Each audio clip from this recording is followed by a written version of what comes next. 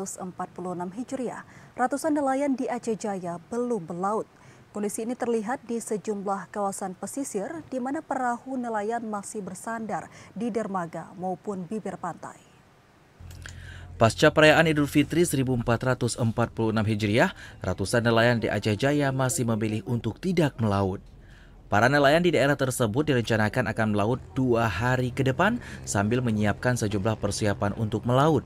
Selain masih dalam suasana lebaran, para nelayan di daerah tersebut juga masih menunggu perintah dari pihak pemilik kapal.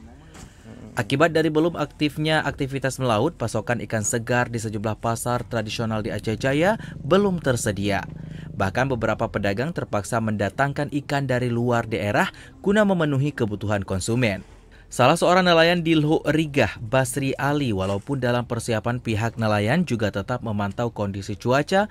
Jika tidak mendukung, maka nelayan terpaksa tidak melaut agar tidak terjadi hal yang tak diinginkan. Kami keluar 2 hari. Kenapa belum berangkat, Pak? Apa karena lebaran atau gimana, Pak? Karena lebaran, memang karena tergantung bukanya belum berangkat. Karena kami cewek ini kan tergantung besar berangkat. Rencana hari ini muat, besok baru rencana berangkat kalau memang sudah siap belajar.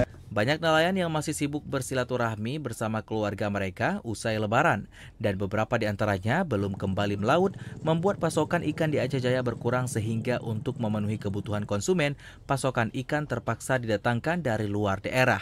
Dan diprediksi harga ikan akan kembali normal jika nelayan kembali beraktivitas mencari ikan di laut. Dari Aceh Jaya, Musliadi TVRI melaporkan. Sampah yang